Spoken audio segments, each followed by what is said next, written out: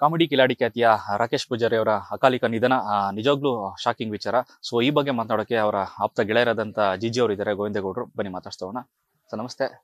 Comedy Kiladi ವೇದಿಕೆ ನಿಜಕ್ಕೂ ಒಂದಷ್ಟು ಪ್ರತಿಭೆಗಳಿಗೆ ಒಂದು ದೊಡ್ಡ ವೇದಿಕೆಯನ್ನು ಸೃಷ್ಟಿಸಿಕೊಡುವಂಥ ಜಾಗ. ಸೊ ಅದರಿಂದ ಬಂದು ಸಾಕಷ್ಟು ಜನ ಬದುಕು ಕಟ್ಕೊಂಡಿದ್ರು, ಎಷ್ಟೋ ದೊಡ್ಡ ಜನಪ್ರಿಯತೆ ಮತ್ತು ದೊಡ್ಡ ಹೆಸರನ್ನು ಕೂಡ ಮಾಡಿದ್ರು. ಅದೇ ನಿಟ್ಟಿನಲ್ಲಿ ಕೂಡ ರಾಕೇಶ್ ಪೂಜಾರಿ ಅವರು ಕೂಡ ಇದ್ರು. ಈ ಅವರ ಒಂದು ಅಕಾಲಿಕ ನಿಧನ ಎಷ್ಟು ನೋವು ತಂದಿದೆ ನಾವು? ಸರ್, ರಾಕೇಶ್ ಪೂಜಾರಿ ಅವರು ಒಂದು ಅಗಾಧ ಪ್ರತಿಭೆ ಸರ್ ಅವರು. ಯಾಕಂದರೆ ವೈಲ್ಡ್ ಕಾರ್ಡ್ ಎಂಟ್ರಿಯಲ್ಲಿ ಬಂದಿದ್ರು ಅವರು. ಸೊ ಆಮೇಲೆ ಥರ್ಡ್ ಸೀಸನಲ್ಲಿ ವಿನ್ನರ್ ಆಗ್ತಾರೆ. ಥರ್ಡ್ ಸೀಸನಲ್ಲಿ ಭಾಳ ಮುಖ್ಯವಾದ ಕಂಟೆಸ್ಟೆಂಟ್ ಆಗ್ತಾರೆ. ಸೊ ಅವ್ರದ್ದು ನಟನೆ ನೋಡಿ ಇಷ್ಟಪಡ್ತಿರೋರು ಯಾರೂ ಇಲ್ಲ. ಯಾಕಂದರೆ ಅವರು ತುಂಬ ಇಷ್ಟ ಆಗ್ಬಿಡ್ತಾರೆ. ಒಬ್ಬ ಮಗ ಆಗಿ ಇಷ್ಟ ಆಗ್ಬಿಡ್ತಾರೆ ಎಲ್ರಿಗೂ. ಆ ಥರದ್ದೊಂದು ವ್ಯಕ್ತಿತ್ವ. ಸೊ ನಮಗೂ ಕೂಡ ಕಲಾವಿದನಾಗಿ ಇಷ್ಟ ಆಗೋರು, ವ್ಯಕ್ತಿಯಾಗಿ ಅಷ್ಟೇ ಇಷ್ಟ ಆಗೋರು. ತುಂಬ ಒಳ್ಳೆ ವ್ಯಕ್ತಿತ್ವ. ನಾನು ತಮ್ಮ ಅಂತಲೇ ಕರಿತಿದ್ದೆ. ನನಗೂ ಕೂಡ ಅಷ್ಟೇ ಫ್ಯಾಮಿಲಿ ಮೆಂಬರ್ ಥರ ಇದ್ರು ಅವರು. ಸೊ ಮನೆಗೆಲ್ಲ ಬರೋರು. ಸೊ ಆಮೇಲೆ ಅವ್ರ ಮನೆಗೆ ಹೋದಾಗ ಅವರಮ್ಮ, ಪಾಪ ಅವ್ರ ತಂಗಿ ಎಲ್ಲ ನಮ್ಮನ್ನು ಅಷ್ಟೇ ಪ್ರೀತಿಯಿಂದ ಫ್ಯಾಮಿಲಿ ಥರ ನೋಡ್ಕೊಳ್ಳೋರು. ಸೊ ಅವರಮ್ಮ ರೀಸೆಂಟಾಗಿ ನಾನು, ವೈಫ್ ದಿವ್ಯಾ ಅವರೆಲ್ಲ ಮನೆಗೆ ಹೋದಾಗ ತಮಾಷೆಗೆ ಹೇಳೋರು, ನೋಡಿ ಮದುವೆ ಮಾಡ್ಕೊಳ್ಳೋಕೆ ಹೇಳಿ ಬೇಗ ಅದೆಲ್ಲ ಹೇಳೋರು ಪಾಪ. ಸೊ ಅವೆಲ್ಲ ನೆನೆಸ್ಕೊಂಡಾಗ ವ್ಯಕ್ತಿಯಾಗಿ ತುಂಬ ಇಷ್ಟ ಆಗೋರು ರಾಕೇಶ್. ಆಮೇಲೆ ಯಾರ ಜೊತೆನೂ ಕೆಡ್ಸ್ಕೊಳ್ಳೋಂಥ ವ್ಯಕ್ತಿತ್ವ ಅಲ್ಲ, ಎಲ್ಲರ ಜೊತೆ ನಂಗೆ ಎಲ್ರಿಗೂ ಇಷ್ಟ ಆಗೋಂಥ ವ್ಯಕ್ತಿತ್ವ. ಅಂದರೆ ಇವಾಗ ನೋಡಿ, ಯಾವುದೇ ವ್ಯಕ್ತಿ ಆಗಲಿ ಕೆಲವ್ರಿಗೆ ಆದರೂ ಇಷ್ಟ ಇಲ್ದಂಗೆ ಆಗ್ತಾರೆ. ಬಟ್ ರಾಕೇಶ್ ಹಂಗಲ್ಲ, ಎಲ್ಲರೂ ಮುದ್ದು ಮಾಡೋಂಥ ವ್ಯಕ್ತಿ, ಎಲ್ರಿಗೂ ಇಷ್ಟ ಆಗ್ತಕ್ಕಂಥ ವ್ಯಕ್ತಿ. ನಮ್ಮ ರಕ್ಷಿತಾ ಮೇಡಮ್ ಮಗ ಅಂತಲೇ ಕರೆಯೋರು, ಮಗನೇ ಅಂತಲೇ ಕರೆಯೋರು. ಆಮೇಲೆ ಜಗಣಂಗೂ ಅವ್ರು ಒಂದಂದರೆ ಒಂಥರ ವಿಶೇಷ ಪ್ರೀತಿ ಮಾಡೋರು. ಭಟ್ರು ಕೂಡ ಏನೋ ನೀನು ಒಂಥರ ಚಿನ್ಕುಳಿ ಥರ ಇಷ್ಟೆಷ್ಟಿದೆಯಾ ನೋಡೋದಕ್ಕೆ, ಹಿಂಗೆಲ್ಲ ಮಾಡ್ತೀಯ ಅಂತ ಕೊಂಡಾಡೋರು. ಸೊ ಆ ವೇದಿಕೆಯನ್ನು ಪರಿಪೂರ್ಣವಾಗಿ ಬಳಸ್ಕೊಂಡಿರ್ತಕ್ಕಂಥವ್ರು ರಾಕೇಶ್. ಈಗ ಈ ಟೈಮಲ್ಲಿ ಒಳ್ಳೆ ಆಪರ್ಚುನಿಟಿ ಸಿಗ್ತಿತ್ತು ಅವ್ರಿಗೆ, ಅವಕಾಶಗಳಿತ್ತು.